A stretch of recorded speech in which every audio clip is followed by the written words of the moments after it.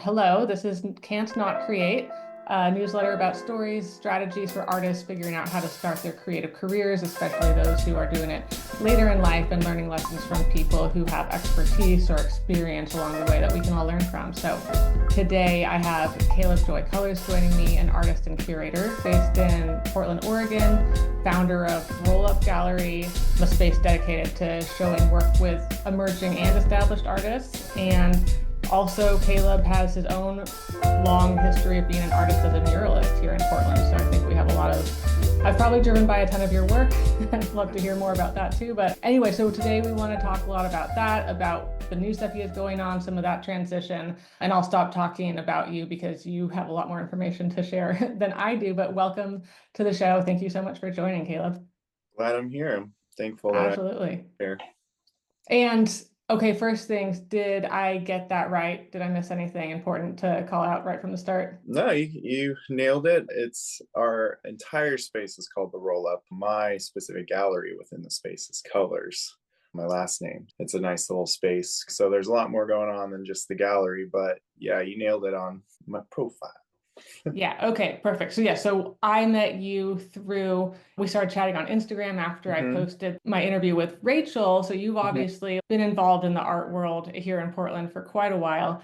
And then I came and got a chance to check out your gallery. We started talking, and clearly I feel like there's a lot of things we could discuss. So Yeah. why don't you give a little bit more depth on that background of being an artist in Portland and where that has brought you to now? Yeah. So I moved to Portland. It'll be 13 years this September from Seattle, Washington.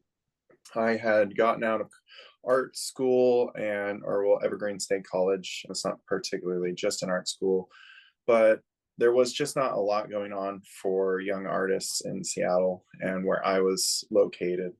So I made this real rash decision to quit my job, pack up a U-Haul, and move to Portland on my last paycheck. And with $70 in the bank account, I just started. The only option I had was to go out and just get involved. And I started to just walk into art galleries. I didn't care. I didn't know what the status quo was. I was walking into the galleries in the Pearl and Alberta. I was walking all over and just asking them about what it takes to get involved. So I found quickly that you can't just go walk in and start putting your art on the walls. So I found a place called Future Shock, and they let me do my first group show with two of my friends. And then I started getting involved in local group shows. And then 6 months later, I was working at Sherwin-Williams paint store, and a woman walked in and asked if we sold murals. And I jokingly said, no, but I could paint you one. And from there, she was like, okay, come out to my house a week later. And Oh, that's so cool. yeah, so I went to her house and I painted a vineyard mural for her and her husband. And from there, it's been almost 12 years of painting murals in and around Portland, painted murals in Seattle, California, Colorado. So it just took off and it became the thing that I did. I'm an extrovert and I love talking to people and I love getting to know people and connecting. So over that time, I just connected with all the Portland artists and just met people. And it was really good. But then I had a very traumatic injury happen while I was playing soccer about 3 years ago. And I couldn't walk. However, 9 years of painting murals, that was my entire creative outlet. That was everything that I had put all my eggs in that one basket. And they literally broke. So as I was laying on the couch, I just realized, where had that sense of community gone for me, and what did I originally want to do? And I thought back over everything. My original goal was to put on art shows, be a gallerist. And so I just did it again. I started asking around, where could I put on shows? Eventually, I got a place that was willing to put on my first big art show. 150 artists signed up for my very first show. Oh my gosh. Yeah. And So clearly there's like an appetite for that, yeah, definitely from the artist. exactly. It was just this idea that if I felt lonely and I was connected in the art world and I felt like I didn't have a community, then I knew that there had to be other people that felt that way too. Because from what you described, yes, you hadn't been engaging in that same way for a number of years, but clearly you had established those initial connections. And then Yeah, there's folks out there who probably starting totally from zero. That's such a Hmm. Kind of empathetic thought of I'm not the only one. Yeah, and that was it. And I opened up that group show as a way of everybody can get involved. And that idea of the motto that came through that was that the gallery wall should be after you get through the doors, not before.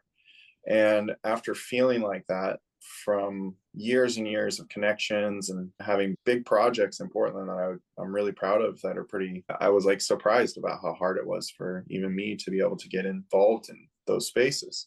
So why not create a space like that? And so after that show, I devoted the last 3 years to really, I'm still painting murals, but I devoted the last 3 years to try to create a space that accommodates everybody of all different skill levels and points in their career. And yeah, so that's where I met PDX Dinorama, Rachel, and we've been really good friends through that. It's really awesome. Oh, that's cool. Yeah, I think you definitely share with her the quality of just being like extroverted. Who can I connect with and not necessarily in the like, how do I get things done way, although that seems to happen Yeah, naturally. But it seems like that's the goal in itself in a lot of ways of just like it so is. nice to be having this community. And it's funny because I've been realizing that as I wanted to like set up my own newsletter and start reaching out with people and provide something valuable, sometimes I have like my self-doubts of like, is this helpful? What am I doing with this? And then I'm like, actually, just all of these conversations are so nice. Like everything else can go one way or the other, but it's so nice to be out there talking to people doing like-minded things.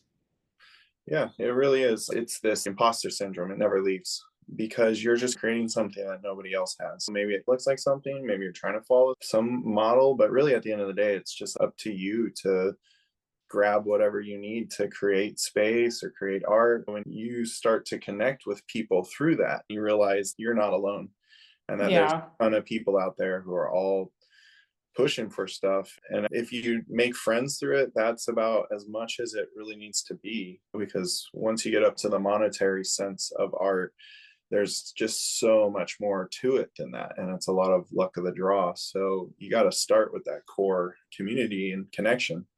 Yeah, no, I really like what you just said that everyone has the imposter syndrome. So it's almost like if you have the imposter syndrome, you're doing something right because it Yeah. basically means you're doing something Yeah. It really is. really good about doing nothing. So we feel really comfortable there. Yeah, it really is. We're all good at doing nothing. And then like you said, it really is. I know that when I'm feeling that way, like I'm feeling afraid or there's this imposter syndrome in me, it means I'm growing. The flower doesn't know it's a flower until it breaks through the ground and then it keeps having to grow. Then all of a sudden that bud comes out and boom, there's a flower. But when it's hibernating in the dirt, it doesn't know that until it starts pushing its way up. Yeah, no, that's a perfect metaphor. And let's see, you have so many things I could draw on from there. But what I was curious about that you alluded to when we talked earlier and today, something that I know like literally nothing about is just the gallery world. And you've said that you came to Portland with the idea that you could break into that world or create your own thing. You drifted off to doing more art yourself, and Yeah. now you're coming back to it, and there's just these barriers and you're doing things I think a little bit differently than what might be traditional. What are those like classical barriers that people have to get through to get into a gallery? And then I'm curious like what you're doing to do things a little differently. The classic barriers to the art world. Generally, with the art world, like the gallery scene, it's all in marketing, right? And how somebody can take your art and basically make money off of it, and how they can grow you over a career. It doesn't just start with a single piece on the wall. It's how do we market this art that then is going to be sold, and how do we make it exclusive? So that only the people with money can then buy this art at a certain rate that makes the gallery money plus makes the artist money. But then how that continues to grow over the course of say 1 to 5 years. And then there's also galleries that they'll represent artists, so they'll take you on and then they'll start to grow your career through putting on group shows and then solo shows, getting you into art fairs, and all of that takes so much time and money. And you have to have an art style that, it doesn't always have to be the most technically proficient, but it needs to have some sort of story behind it that is marketable. And Hmm. so when you're just a 9 to 5er. That's what I call it, essentially, is somebody who has a job, which I do think most artists should keep a job. Don't just leave your job as soon as you get a couple of opportunities. But it's really hard to make series of work. It's really hard to put yourself out there and get into gallery scenes. And then once you finally show up, if you're in a local scene, and especially like Portland's not a very big market, right? Mm-hmm. When you're in a very small market like Portland, it's really hard to break into an international gallery scene or any sort of curated shows that are like shown in a larger art sense. Me being a young 24-year-old walking around to all the places around town, they're like, who are you? We don't even know who you are. But I don't have time to go to the openings. I'm not getting invited into the galas. I'm not making those connections. So how could I ever make that happen? Yeah. So And I'm curious on that. What was their reception? Obviously, the outcome was just like, we don't know you. This isn't yeah, how you're going to get in here. What was it like, friendly, or were they they're dismissive? they're always friendly. It's definitely dismissive because you don't, and this is right at the dawn of Instagram. So I'm not, when I was in Seattle specifically, while I left Seattle, a lot of it was like, what is your CV? I didn't even know what a CV was. And then when it comes to the CV, your artist resume, who's shown you what awards have you done? What art fairs have you been in? And I hadn't done any of that. So they're like, where did you go to master's school? And so this is all on paper, right? Mhm. So in my sense, I'm like, it's in person, not on paper. And so that's where I was like, oh, I'll just show up in person and talk to these people. But then everybody else is like, what does it read on paper? What can I send out and show that this person is worthy of X, Y, and Z? So then when I go in, they're just like, this is some young kid. That's nice. Thank you. Have a good day. We enjoy. You don't have the money. You're not buying art. And you don't necessarily have the portfolio for Yeah. us to put you on the wall because it's cell phone photos. I don't know what the curatorial, like the provenance of taking records of my work is. And there's just so much to it that you're just like, you walk in, you say, hey, how do I get in the show? And they're just like, I'm sorry, come back later. Type of A like, decade or so. in a decade, come back when we see that other people see that you're worthy, type of vibes. Yeah. And so I talked to someone the other day who is an artist who is what you encourage is keep your 9 to 5. Someone in that space who has done pretty well, but she's always had to balance that just full-time career with that. And she says that most of the people that she knows that have really become more involved, dedicated artists doing that type of stuff are people who started out with money, like in the first Yep. place, like people Mm-hmm. who have Yep. family money or Yep. have started later in life after they've been able to retire or something. Like it was that kind of the sense you got that's like the majority of people, is it like starting off like that, or is it people who have just like really dedicated and are like a little further on? I'm just curious, like, Yeah. how do you get to what do the gallerists expect you to be doing in between your like, I just graduated, I'm trying to figure something out phase, and now you're prepared and ready to submit to galleries and be involved in that world? Yeah, the more I get into it and more I talk to people, I think that anybody who's starting out really early is like the very nepotistic sense. And that's not going to say that's for everybody because there is a lot of people who have very raw talent that have broken. Mm-hmm. But a lot of the time with the different art schools is that they get shows in big galleries and then the big curators and gallerists see those artists very early, right before they get out of college, right?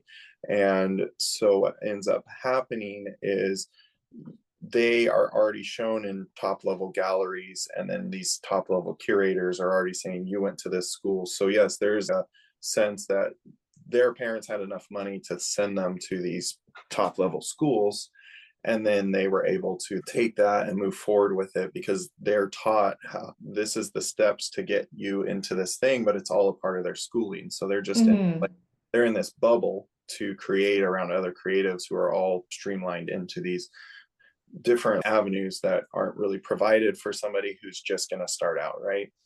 So I think that a lot of gallerists would assume that you're going to make a piece, have a story behind it. I would say it's a lot about also showing a body of work across that time. So it's not that it's just one off pieces. You really need to focus in on spending a year on a single subject or color palettes. It's really about once you do finally show up and taking good photos of that stuff. What I've found recently is looking at how other galleries present their work, how they write about the work, and then just copying that. There's no point in trying to reinvent the wheel when it comes to documentation or how the writing goes about it. Because your work, Yeah, save that creativity for the work itself, and save everything that. supporting it, follow the formula. And that's like, it's like just trying to create those formats that they're looking at, So you say you really love this gallery, look at how they're talking about the work, look how they're presenting the work in photos. I heard this term recently, it's called the hero photo. What is the one photo of your work that makes it look like it's a superhero? It doesn't have to be straight on. It could show the texture of the work. One of the biggest things is it all comes down to lighting and making sure that the work looks good in the lighting that you're making it. Incandescent bulbs aren't going to really pull out the right color. And so there's pretty inexpensive lights and things like that that would help you. And then that's a part, like I said, it's part of becoming a part of the community. Finding you don't have a high-end camera, there's photographers out there that want to take photos of your work. So people like us who don't come from money, or like somebody who has to have a 9-to-5 job to pay rent, you have to start leaning on a community that you don't necessarily have when you're able to just go ask somebody in your life to buy you the nice camera or pay for the photo shoot or things like that. When it comes to a lot of different places, it's mostly about longevity. If you don't have that money base, it's mostly about just sticking to it and not giving up, because after that time frame of 2-3 years, have a body of work that speaks to you, and you just pick one or two things. Like you pick just making the work at first, and then you pick how you document it, then you pick your portfolio, and then you pick how you write about it. And that doesn't have to take years, but it definitely has to start with just finding the time to make the work. Yeah. It's funny, that seems so obvious, but I'm such an impatient person that I just want to do everything all at once, and then I just burn out on whatever I'm doing so quickly. Everything I'm doing right now is such a game of like consistency and keeping the excitement up while just putting your nose to the grindstone and working on stuff. So that's such good advice. But yeah, so what are you doing now? So you're doing needs to be like groundbreakingly different than everyone else, because just doing it for yourself is a huge thing to make it happen in your own world. But it does seem like you're taking a bit of a different approach than what you've witnessed. Yeah. So how I'm taking a different approach to what I've seen and experienced, and I would say I haven't been in like biennials, I haven't been in like top fairs, I haven't been approached by galleries to be represented by them. It's not that I was within those systems and trenches and then all of a sudden decide to do it differently. It was just mostly that I saw what path there was there. So I decided that if I was going to put on shows, there needs to be a better platform for artists to get up to that next level. And if you never get the chance to show in a show, how do you know how that experience goes? So if it comes from just making work to being in a blue chip gallery, where's that middle space? There's a lot of mystery. There's a lot of gatekeeping in there that you just get lucky and meet somebody or something like that. So what I did was I said, okay, I will do an open call group format where I try to learn myself how to present this as high of a curatorial sense as I can while still having fun. So it's come up with a really fun theme. Everybody gets the same canvas, but you just let your theme and you let your imagination run wild within the parameters. And so anybody who is an artist from the beginning of their career to the heights of their career has a fun place to come and be a part of the show. And I just started to come up with ideas and put it out there and say, everybody who wants to make art, then you want to be a part of a show. Now you have an opportunity to get a piece of, they're called substrates, like a wood panel or something like that. Now you get to get that. So people will purchase that because I think you have to have skin in the game. I used to give it away, but then people want to bring it back because there's no made that investment. Yeah, they haven't invested into it. And then also from there, that investment gives me the space because it's a lot of work to do that stuff. So then I come up with a fun theme. Like, for instance, the first show I did was monsters, and it was like all folklore monster legends around the world. And people would come and pick you by the panel. You reach into a bag and you pull out of a bag one of 130 monsters or folklore legends from around the world. And with that panel and the monster, you make art and you come back and you put it up on the wall. And there's this incredible power between that process of almost creating an assignment for people who have the desire to create art and want to show their work, but they don't necessarily have that path to get to that point. So I decided that instead of going, where have you shown? What is your work? There's this other sense for group shows where you send them in 30, 40 bucks, show them the work that you want to put up there, and they tell you if you're in the show or not. And my difference is you give me not that much money, but you also get a canvas. So at the very end of the day, if you decide not to do it, you still went away with a canvas. Mm-hmm. You'll have something in a project that you can do at a later date. And then if you bring it back by the deadline, when it's roughly within the rules, I have rules based around certain imagery that I'm not going to put in the show.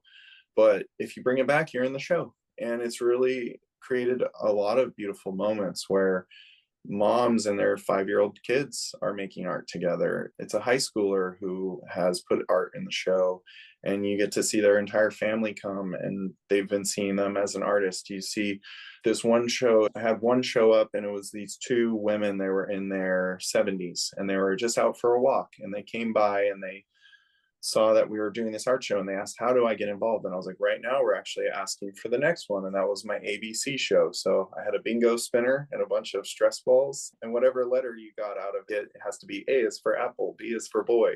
So now you got C and whatever that meant to you.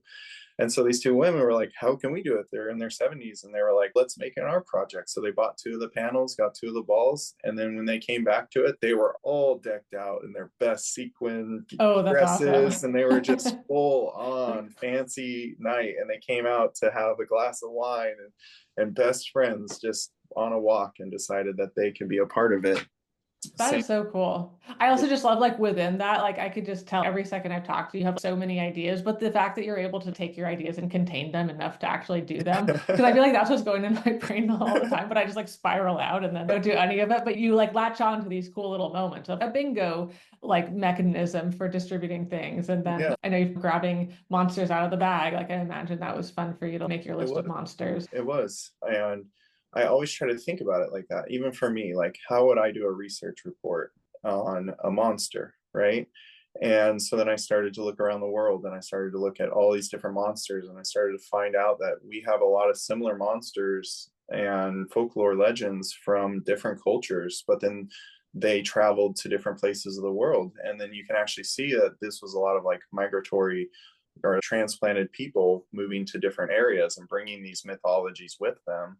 And Hmm. I thought about that as human beings. And then I just was like, this is awesome. And then I always talked about how like horror movies never get the recognition they deserve, because they're just like, wow, I was totally afraid of this monster that's not even real. And this person totally sold that. But then you don't see them getting any sort of like recognition for the acting skills or the effects, because it's taboo. It's scary.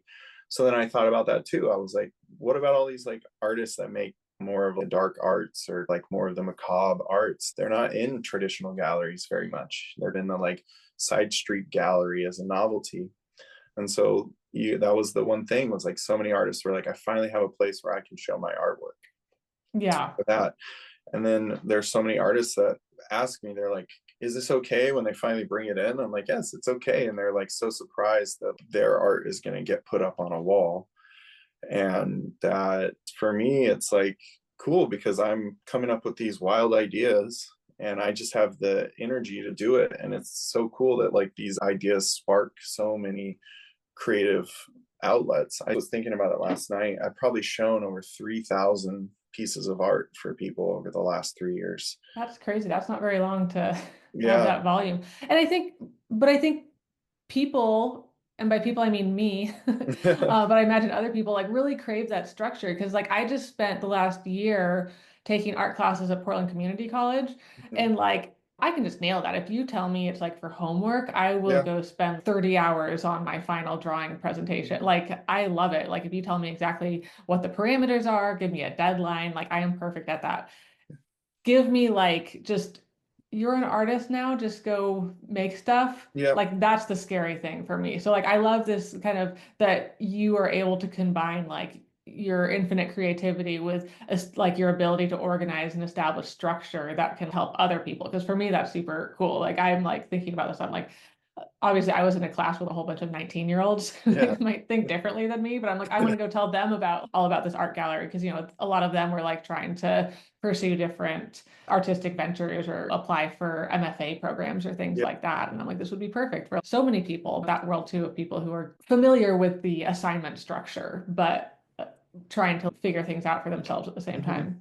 Yeah, and it really is. It's true. I felt the same way right after I got out of college. But the one thing that I think I got the leg up in the game, could you say, is do you know Evergreen State College? Yeah. Home of the Gooey Ducks. It's self-led. So when the teachers came in, they go, this, so specifically one of my last classes was looking at animals, right? And we all chose an animal, and we all, over the whole 2 semesters, we did our own research projects around that animal. We created our own work around it. It did not have to be a specific, I could be a sculpturalist and make my art as a sculpture of my animal. I'm more of like an illustrator, so most of my stuff is illustration. But then we did something where there's this awesome parade, which I want everybody to go to. It's called Procession of the Species. It's in Olympia, Washington. Okay. There's no words, like no people, just create animal costumes, and you get split up into the 4 elements of air, fire, water, and earth. I did a phoenix, right? And my whole imagery was like a phoenix, but also where phoenixes came from. But we had to make costumes, right? And I never made a costume before in my life. But then all of a sudden now I'm like, okay, like I got to make a costume. How does my brain wrap around this thing? Mm-hmm. And I had to go and research how to build costumes and things like that. So after I got out of college, it was very similar. It was like, okay, nobody was telling me what to do there. I had to come up with my own. It was like good training to create your own programming, Yeah. essentially, for whatever you're doing. That's Yep. such a good skill.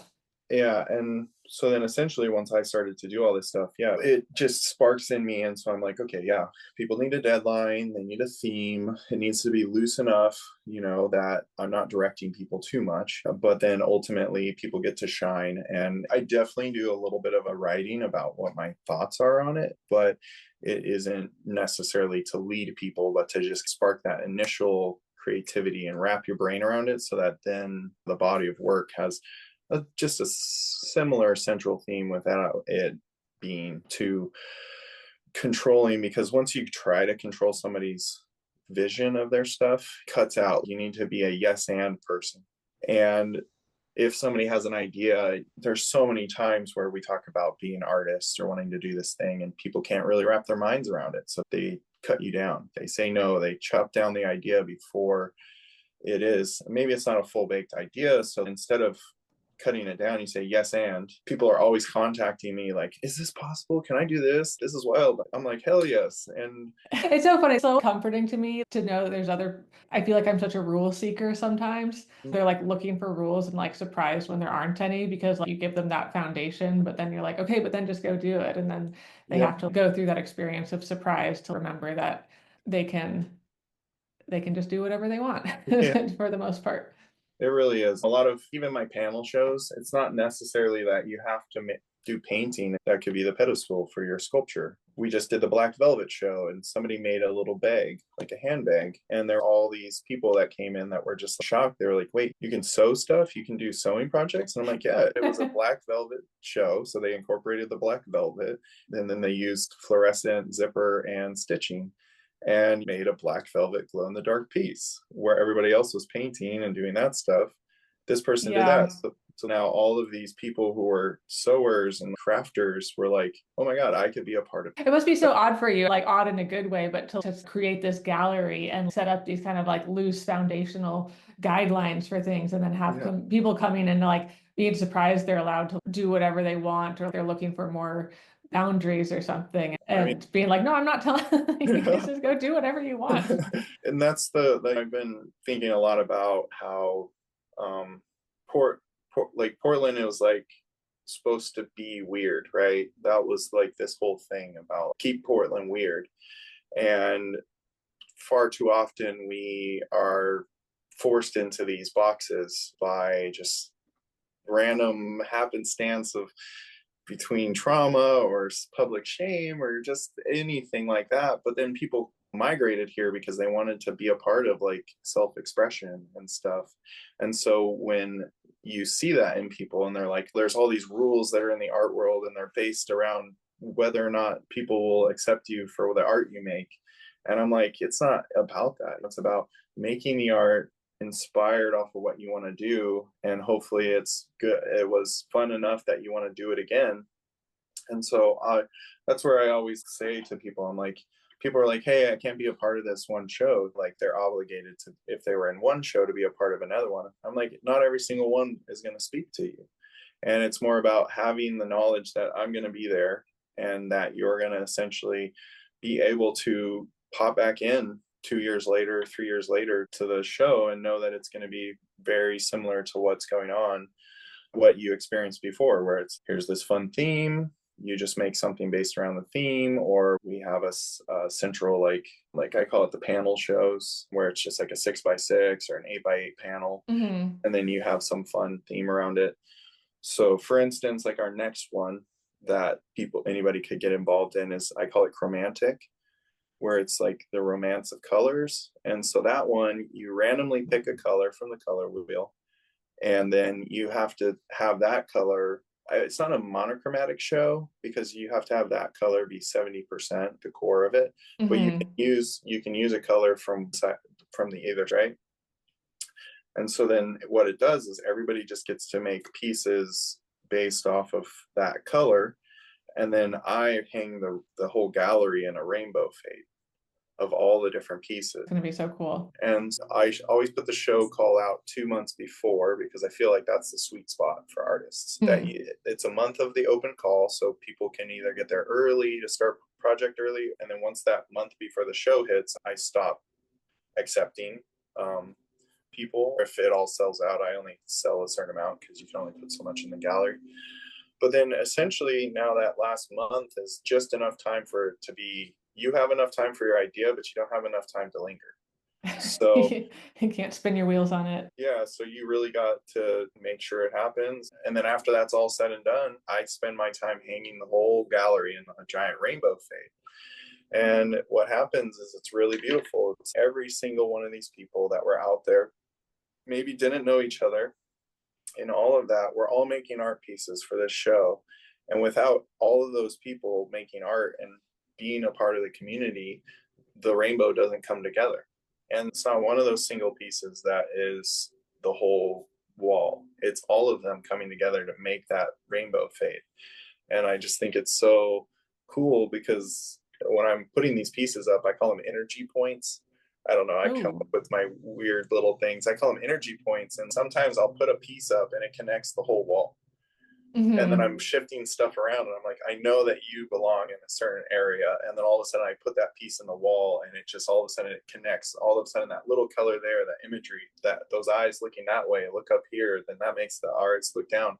And I just step back and it's this really cool thing to know that like artists are out there making this work, not realizing how they're connected to everything.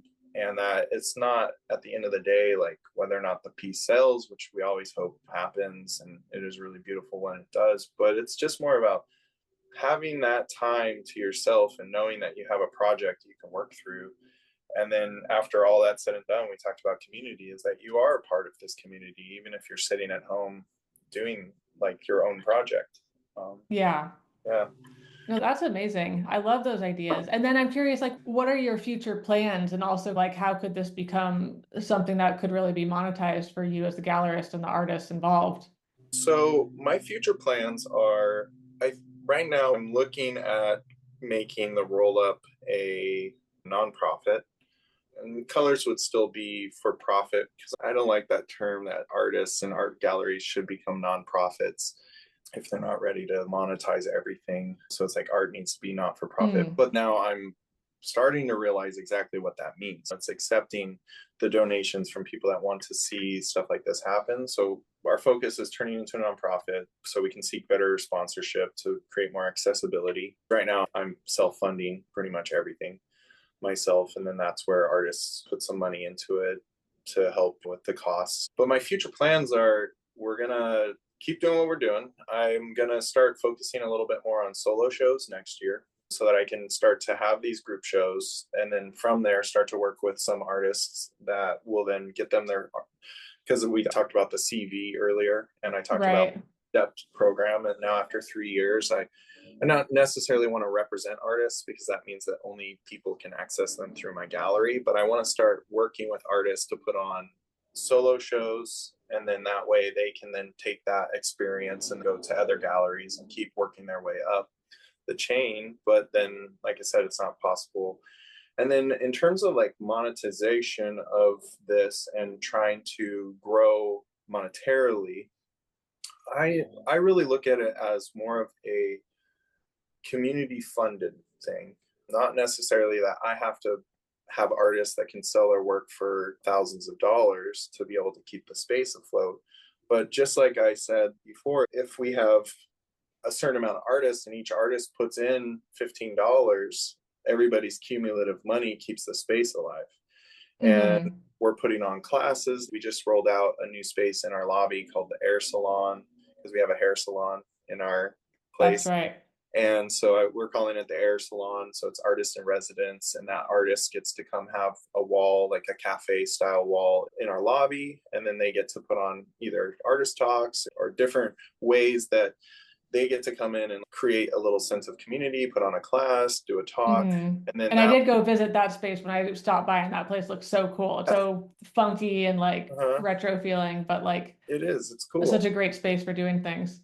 Yeah. And so essentially from there, I like to see it as percentage based stuff, because if I tell people you have to give me a certain amount of money up front, it doesn't feel good. What if you don't sell anything? Some places work in terms of Yeah. showing their stuff, Well, because that's all the logistics I know nothing about. yeah, so it's called, there's certain ones called vanity galleries. So essentially you would be paid to have your stuff hang on the wall. Like renting the wall Yeah, space renting the almost. wall space, and then you would essentially from that rental of that wall space, they still take a cut of that. There's a couple places that are called vanity galleries, which can be really lucrative, but you need to essentially put money up front to rent the space, and then you're getting a cut of it, and you're hoping that people just walk off the street and buy stuff. And then when it comes to other galleries, if you're going to do like a solo show or something, they would approach you to do a solo show.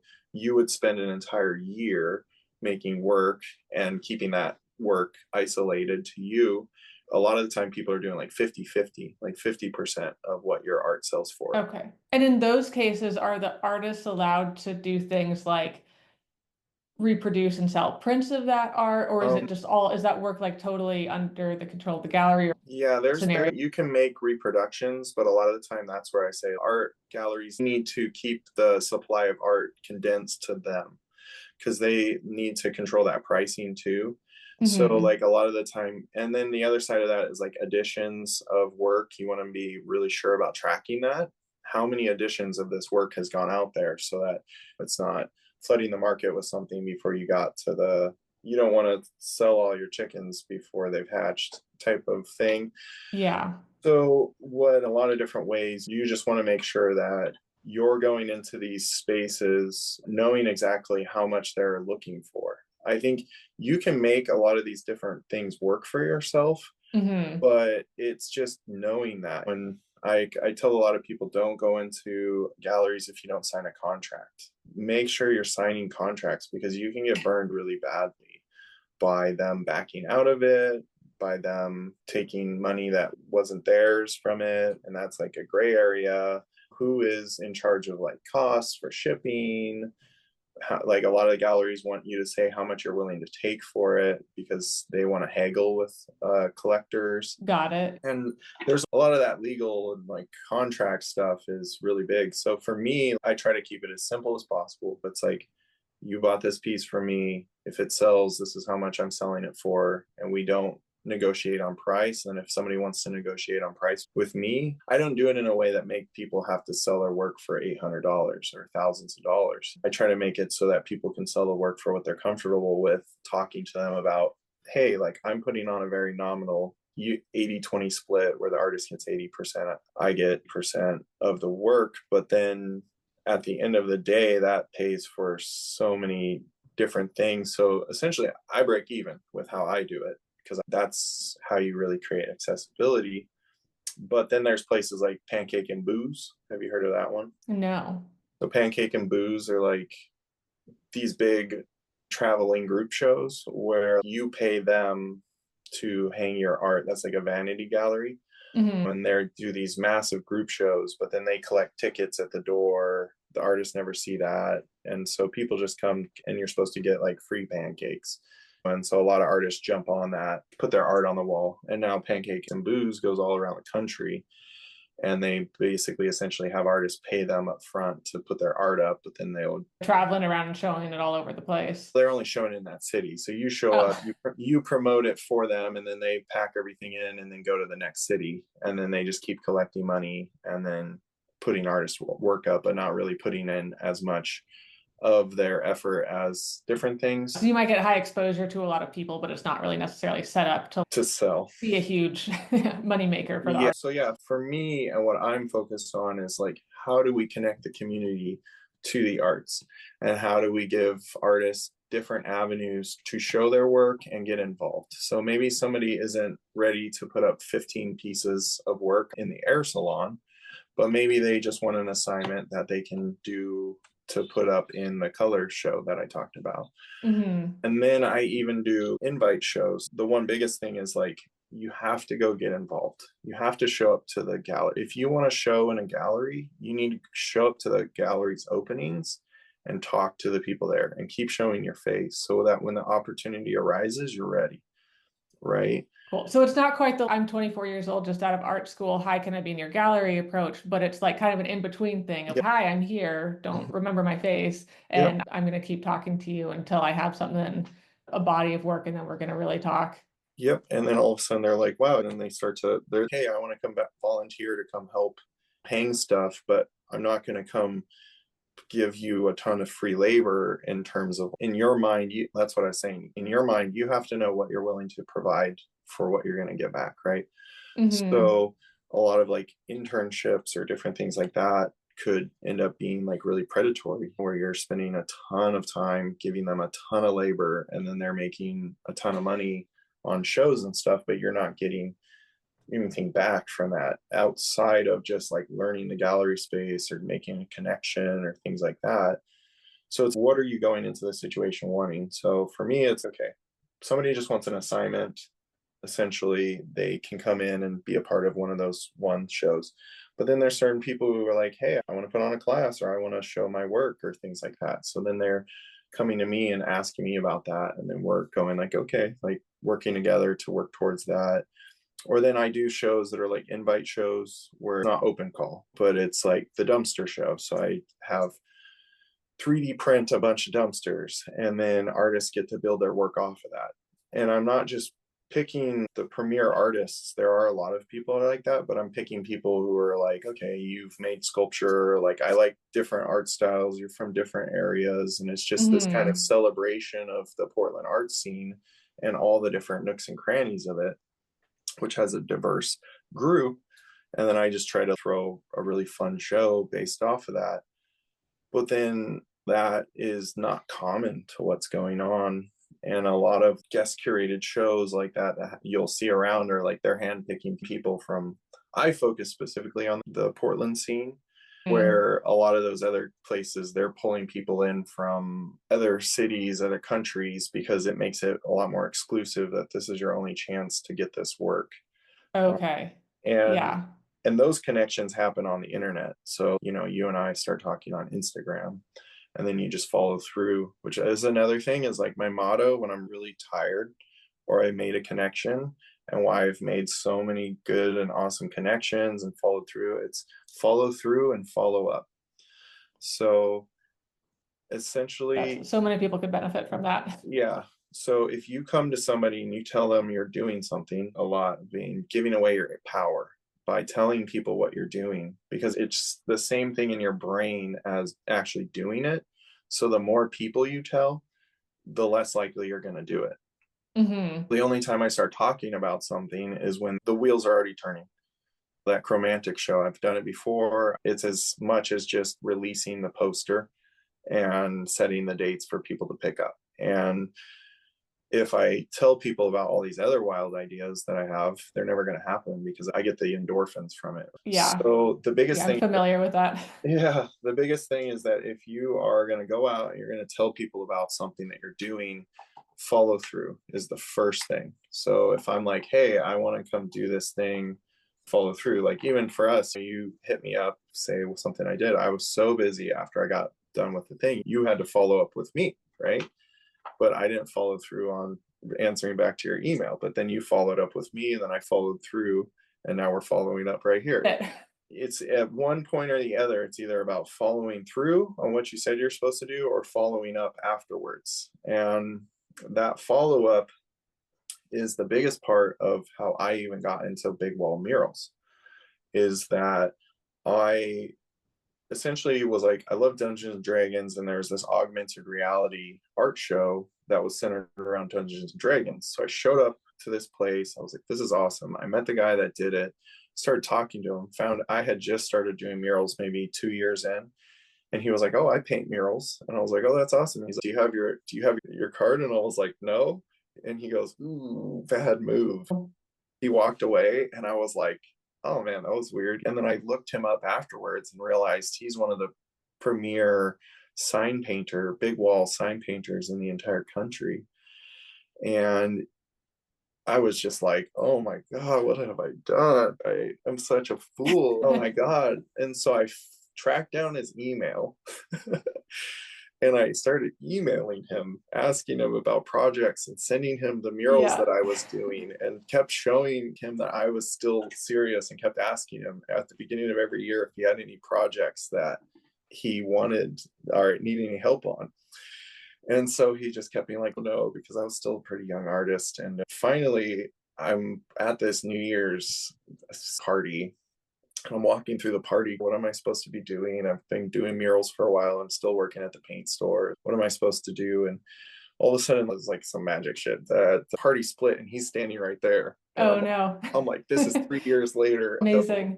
You know, I'm like, Dan? His name's Dan Cohen. And he's like, oh, like Caleb? I'm like, yeah. And so we start chatting. And I talked about something that I thought about was how I'd been looking at the Renaissance for a while, and how these different ateliers formed around painting the Sistine Chapel. You could just go and start as an apprentice, and you could then become a journeyman, and you could go and paint these beautiful paintings. And there's just not that same thing anymore in the world. You know, there are places like that, but it's not common. I can't just go walk to the big artisan house and eventually work my way up into my own school. Yeah. So I told him that. He's, man, I've been thinking about that too. Will you promise that you would show up, like all this stuff, if I did this thing? We really vibed. And so we handshook deal. I have a project I want you to work on. And so we handshook. I'm your guy. A couple months later, I was following up with him, and I got a new job as a cashier at a grocery store, and guess who lives right next to that? Was him. Oh, And no so way. he comes, walks up into my grocery line. I'm like, what's up, dude? I'm like, hey, we're still gonna meet about that thing. He was like, yeah, actually, yeah. And it was like New Year's drunken night, but like I followed up, and I kept following up. And so That's amazing. we went out for ramen, as artists should do. Always have artist lunches over ramen, because Nice. it is the core of our entire species. And I was like, just talk to him. Do you know who artist James Jean is? And I was like, yeah, I'm not very versed in like artists and stuff at that time. I've been better about it now in art history. But James Jean is like one of the, look him up if you don't know who he is. He's like one of the best artists in the world. And he had gotten hired to do these two buildings in downtown Portland, or like east side of the river, right next to Burnside. There are these two white buildings. They're called the Fairhair Dumbbell. And they are these two 6-story buildings, very art focused look to them. And they have all these different size windows. And it's all 8 sides of this building is wrapped in flowers and geodes and all these things. And I had never painted. I was painting garages and people's rooms and things like that. Mm-hmm. And all of a sudden Dan gave me the shot and was like, here's your chance. And I was like, I'm in it. And he took me under his wing and showed me everything. But that was 3 years of me following up with and just talking about the projects that I was doing. And it just set the course of my entire adult life. And turns out that building is just, at the heart of all of Portland, Oh, because totally. Yeah, I know exactly what you're talking about. because MLK and Burnside was created to cut the city in half, from east to west. And Mm-hmm. then MLK and Grand were cut the city in half, south, north, or east to west, and then north to south. So those two buildings are right on the axis of Portland's city grid. And we spent about 7 months on those buildings, like 6.5 months. And Wow. I was still working that cashier job. So I was working 19-hour days I was working 19-hour days for a really, really long time and just stuck with it. But the very first day of that mural that I showed up, guess what I had? My first business card. I did it. And I handed it to him and I was like, here's the card I should have handed you 3 years ago. Like next time you won't have to do it the hard way, but Yeah. maybe that's why it happened. Maybe the business card would be, I don't know. Business cards I receive go in the bottom of like my Yeah. driver's seat area Yeah. or between the car cracks. Yeah. I take a picture of them first, but yeah, no, that gave you that push to do it. And it's funny because it's not a natural skill for me either. I work in a sales role now. So it's like not even a second thought just to email people over and over again. I just set up, remind me 2 days later, you're getting an email if I haven't heard back from you. And I don't take it personally. I don't think too hard about it. That's the way the brain works. You forget about things until it shows up. But like that diligence, sending people follow-up emails is very easy, but to make those emails more than just like, hi, remember me, but to be like, here's what I have going on in my life. Here's why you should keep considering me, like over and over again. Like that takes diligence, and that is amazing. So that's such good advice. I was going to ask as we wrap up what advice you have for folks, and I think you've given actually a lot of really good advice, but I do want to give you the chance to let people know you've talked about a lot of different things you have going on, but specifically, how do you want people to reach out to you and get involved? Because I think everyone should. Yeah. So I think that the best way to get involved, and like I said, I'm an in-person, not on paper type of person. So in person, the roll up has sewing club twice a month. And then we have art shows, classes, we do fingerboarding, like tiny little fingerboards. So it's really about like popping in Tuesday through Friday from 11 to 6 and just saying hello and seeing what's going on. But on paper, following Colors PDX on Instagram is how you get involved with my gallery. And that's colors with a U, right? Colors with a U. It's the British way. Very nice. COLOURS_PDX. And then info@colorspdx.com is a way that you could email me and get on our email list. And then once you're on the email list, we send out the call for art. And after that, like I'm an open book, and I really am a firm believer in a rising tide raises all boats. And if we can set a standard for how you price your work, if we can set a standard as a community on what we're willing to do, and all of us feel comfortable about that, and just how things should be focused on, that's what I want. Obviously, I'm not going to give away my show ideas, but I could tell people how I try to like formulate shows and things like that. Because even if you try to do them, they're not all going to be the same. And I have my own ideas, and people who want to create their own group show are going to they're going to do it how they want to do it. And after you put it, the big difference maker is once you realize how much work that goes into putting them on. A lot of people will put on their first group show and then they'll be like, I never want to do that again. Or same thing with murals. Murals are a lot of work. So I could tell you how I would transfer it to a wall, but you have to do the work after that. And like I think the hardest thing about murals is you have to be willing to get told no. And that I put out bids for 20 plus murals a year and I maybe only get 5 sometimes. And you've been doing this a long time and have a lot of stuff all over Portland. So that gives you an idea. Wow. It's like people come into a lot of things. That's what I was saying, is it just really is about persistence. And at the end of the day, it's, are you willing to follow up on your dreams and are you willing to follow through on them? Yeah. And at the end of the day, regardless if somebody says no or they tell you bad move and walk away from you, you got to be willing to do it for yourself without anybody else pulling you along. So that's something with, if people want to get involved with my space, a lot of the time I go, okay, that's great. I'm willing to meet you 50% of the way. But if you're not willing to meet me 50% of the way, I'm not going to overexert myself to find that extra 80%. Yeah. So, sounds like you've learned how to set the right boundaries. Yeah. So find motivated people. So that's a for sure thing. It was like, if you want to get involved in the space, like it's about showing up and being like, I have this fun, crazy idea. And I'm like, hell yeah, Portland's supposed to be weird. Let's weird. Let's work on it. That's awesome. Cool. Thank you so much, Caleb. Really appreciate you chatting today. And I can't wait to get involved. I definitely want to do the next art project or next art show that you're doing. Yeah. I'm going to get on your email list. Heck yeah, let's go. Have a great day. Thanks for talking. All right. Yeah. Thanks, Caleb.